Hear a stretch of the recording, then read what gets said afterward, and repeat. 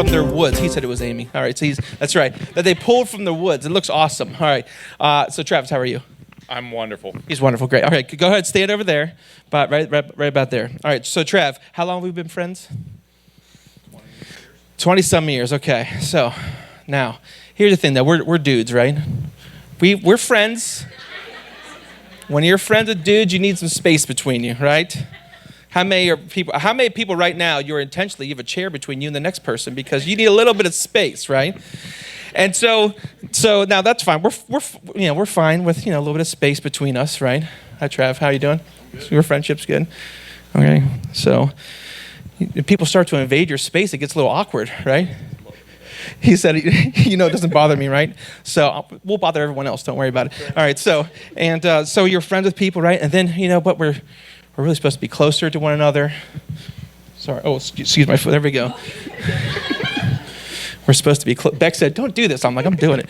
And so Travis here. What if we hung out like this all the time? I could do that. Yeah. Is anyone else feeling comfortable yet? Oh, no.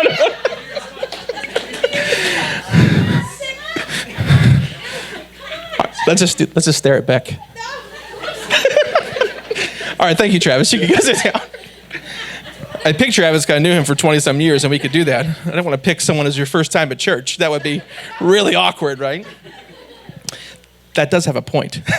So worship is in the New. It's based on a New Testament word, proskuneo. It's called proskuneo, and it actually means intimacy. It actually means that you are stepping towards someone as to kiss. I didn't push it that far. That's right.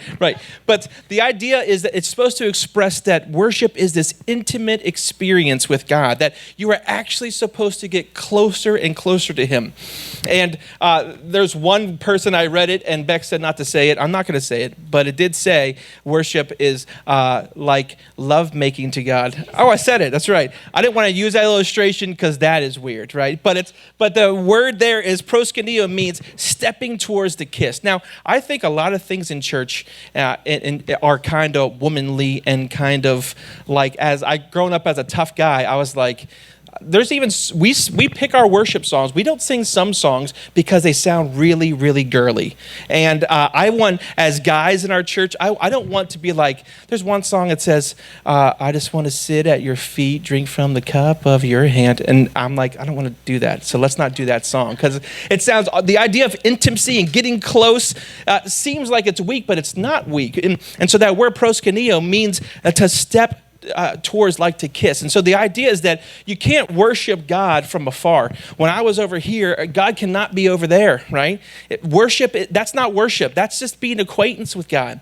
But you have to actually be close enough that you can actually feel God's voice in your life, that you can feel God's heartbeat.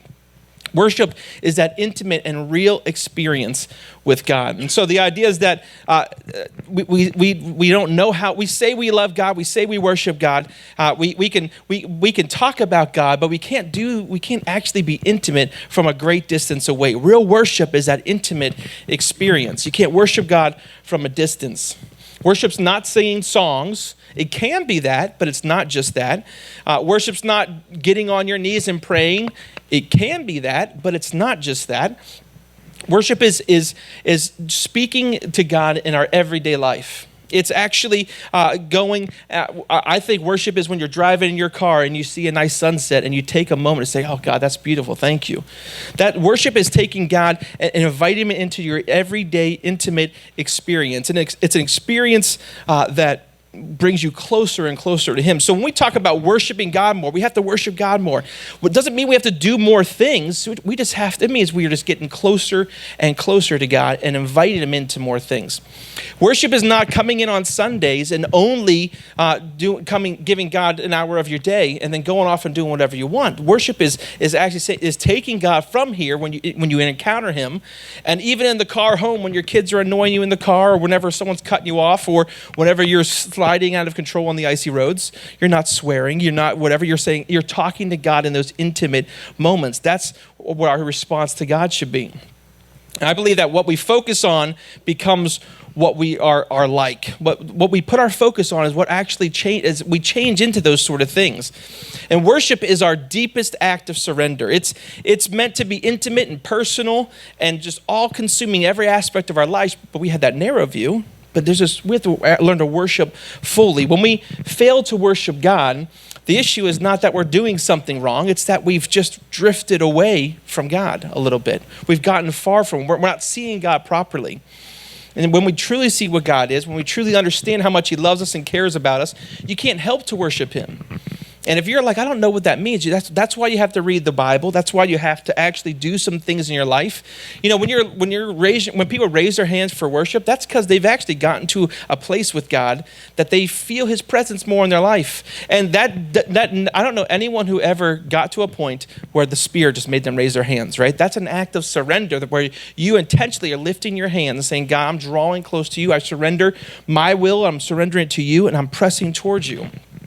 And so, you know, we have to really see that God is in every aspect of our lives. We put together this image of God that he is, that he's irrelevant for our life, that he's distant. We have this, lame view of him, that he's not worthy of our everyday attention. He's not worthy of that he's boring, that he's uninteresting, that he's uninvolved, that he's just distant and really just irrelevant to our lives. But that, we've got to change that perspective. We create these own gods in our life.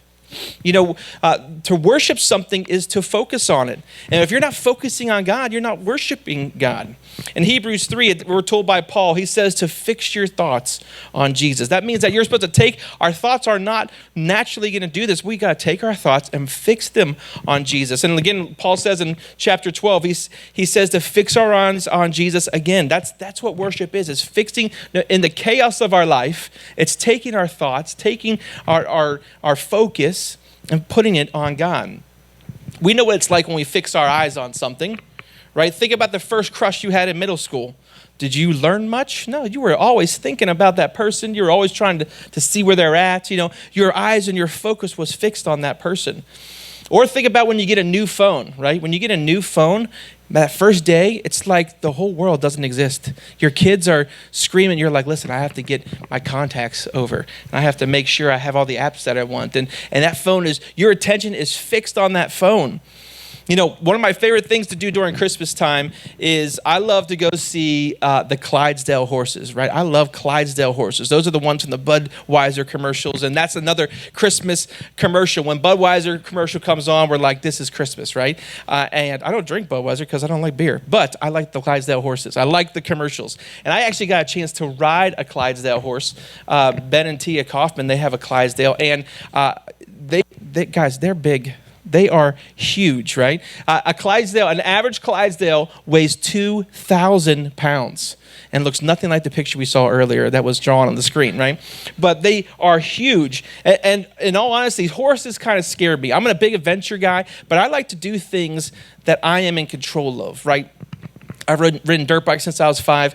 I was always kind of like the Evel Knievel of my crew, just always doing something crazy. But I knew my limits on what I can make my dirt bike do.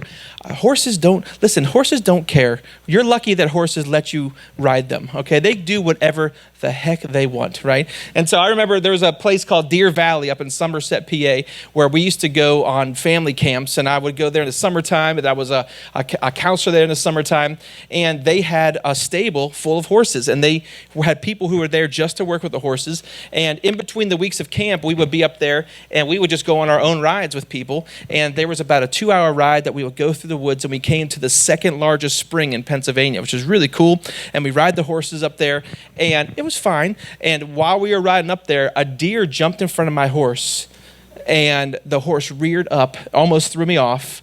And that was scary, guys. All right, that's scary. I didn't like that. My dirt bike never just goes and tries to throw me off it, right? That deer freaked my horse out. And so I'm already not liking horses that much because I tell it to go this way, and it does. If it feels like it does it, right? How many people like to ride horses? You do not have control that you think you have. The horses are letting you control it. Anyway, so then we came back, and we have to ride along the road about like 15 minutes along the road, and then the stable's there. And when we came back, these horses have done that ride so much They just all freaked out and started sprinting as fast as they could. I pulled as much as I could on that rein. They didn't care. They didn't care. They do whatever they want. And we're running, and I mean on a high, now it's a highway, but there's horse and buggies there. So we're in the middle of nowhere. So it's a road, right? And my horse is on the side of the road, like, on the shoulder of the road running, and I look ahead, and like 100 feet from me is like this 6-foot gap with a stream in it.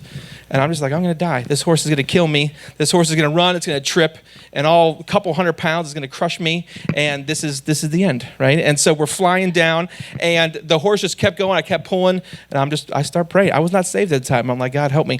And then the horse gets there, no joke, jumps over the water. It's the only time I ever jumped a horse, and I didn't even mean to. It just went on its own and jumped on its own. And we got to the stables, and that was the last time I rode a horse. I'm like, I'm not riding these things anymore. And then we went to Ben and Tia's house, and they had Clydesdales. I was like, give it a try. I'm like, okay. And I was really, nothing happened, thank goodness. But I'm not a fan of riding horses. But if you notice when you see horses in parades, they have blinders on. Look, we have a picture of a horse having blinders on. Check this out. The horses have blinders on. They have those on so they don't get distracted by the people, by the kids.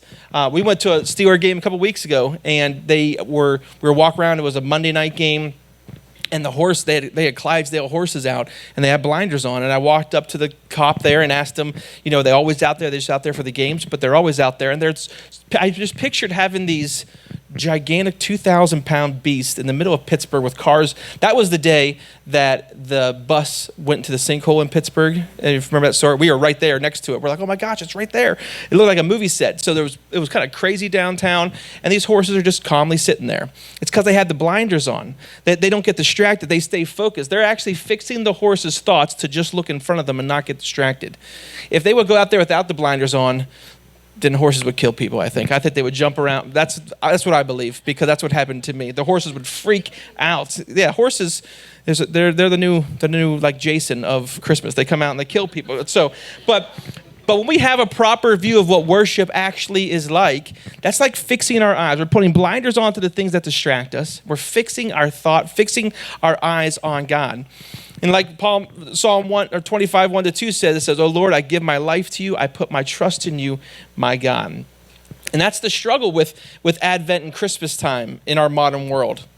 Yeah, we acknowledge that the reason that we're doing all this is because of Jesus. And if someone asks us why we celebrate Christmas, we can regurgitate the story of Jesus. Say, we do this because of Jesus. But we aren't really putting that into our lives. We're not actually thinking about that. We don't exactly make Jesus the focus of our experience, but we know that's the reason for it. And so going to a worship service might be a part of your family tradition, right? It might be a part of that. But I remember as a kid, before I was saved, going to midnight mass at my grandma's Catholic church. And man, did I hate that as a kid, right? But it was part of our tradition. We went and did it. And but we take away God as acknowledging that he is really the center of what we're supposed to be doing. It's like noticing when you see someone's got beautiful Christmas lights on their house. That's nice. But we don't really put a ton of focus into it. And so the second thing, as we get ready to wrap up here, our understanding of God is too narrow. So our understanding of worship is too narrow, and our understanding of God is too narrow. And I found this great metaphor from a book about understanding the vastness of God. And I'm just going to read it to you because it was too hard to explain. But here we go. It says, I remember it well. A dark green and orange color box of 64 crayons. Everyone remember where crayons came out? 64 box? And he said here, Crayolas, they were called, every one a different color. The hues were often only slightly varied, but each crayon was unique and colorful nonetheless. Some had unusual names, right? Anyone ever go to color? Like, what's the name of this one, right? Some had unusual names like chartreuse, right? That's a good one. But they were light shades and dark shades. Yet my parents thought that the large pack was somewhat mature for me, and so the 8 crayon pack is all they would let me get. They're like, you don't need more than that. And then it says later on, he then advanced to the 24 crayon box. It took him a long time to get there. But he said, one of my childhood goals was to improve my skills at coloring pages so that my parents would buy me the largest collection of crayons available at the time, the 64 crayon box. Any adults still like coloring, right? And, so there's, this guy saying it was his goal that he could get better at coloring. So his parents say, okay, you may have chartreuse, and here's the 64 box. It says, and then to be able to use every one of them in a kaleidoscope harmony. Somehow I believe that my experience of the world was at least a 64 crayon experience. The world was so full of life and color. How could one capture its various tints and hues except with the largest quiver of crayons available? That's right, you need that. For most of us, even that array of color cannot begin to capture the wonders of our daily experience of the world and its people. We're surrounded with rainbows, both cosmic and personal, even in the midst of those storms of life. Why is it then that most of us seem satisfied with the 8-crayon version of God? We seem content with only a few strokes of color in our talk about God. In fact, oftentimes the language we use to speak of God is almost monochromatic. So familiar have a few often used colors become, they blend into a fixed color scheme. We have already made God canvas what looks the same regardless of the light which we may be available or the many angles of vision provided by daily experience. Is it any wonder that many people are not attracted to the faith in God that we profess? They cannot see how it's possible to fit together a 64 crayon experience of life in the world with our 8-crayon God. We have this narrow vision of God that he applies to us on Sundays or here and there. We don't apply him to every aspect of the complexities of our life. And the more that we broaden our understanding of God, the more that we begin to worship him, the more that we will see God moving in every aspect of our lives. Worship helps us put our hope in God. Worship helps us to understand what we need more of God. Psalm 25, verse 3 and 5 says this. It says, no one who hopes in you will ever be put to shame. Guide me in your truth and teach me, for you are my God, or God my Savior, and my hope is in you all day long. Whoever hopes in you will never be put to shame. It's about hope. Hope is a powerful thing, especially around Christmas. We put a lot of hope in junk that we buy for people. And I think our primary problem with putting our hope in God is that we're impatient. How many people are you're impatient? I am impatient. And so it's hard for us to put our hope in God because we want to fix everything. And what better time to focus in on our impatience than in really the season of Advent. Advent actually means you're waiting for Jesus to come. And so we get impatient about it. You know, I'm not a patient person, and my patience oftentimes causes me, I think, of a roadblock to God sometimes because I'm trying to do my way and fix it and do it that way. It's hard to wait for God's timing. We live in a culture that's very, very fast. We live in this microwave culture where, think about how long it took you to make Thanksgiving dinner. How many people you made Thanksgiving dinner at your house, right? We hosted Thanksgiving dinner, and I know it takes a long time. We cooked we had a 11-pound ham, a 26-pound turkey, and then someone else smoked turkey and ham. We had lots of stuff. It took like 8 hours to cook that turkey. It took a long, long time. It took a long time. We were for 2 days working on this stuff, and I am a little bit impatient. You know, I did it on Friday after everything's done. After enjoying all that food, I got my leftover plate, right? Anyone have leftovers the next day? I got my leftovers. I got my turkey, my stuffing, my mashed potatoes and gravy, and my sweet potatoes. That's all the stuff I need. I don't need any vegetables or anything. All those potatoes count as vegetables. I had some corn on there, so that counts, right? And I put it in the microwave, and I was irritated that I had to keep microwaving it to get warm. Does that ever happen to you? I'm like, come on, it's been 2 minutes. I don't want to push another minute.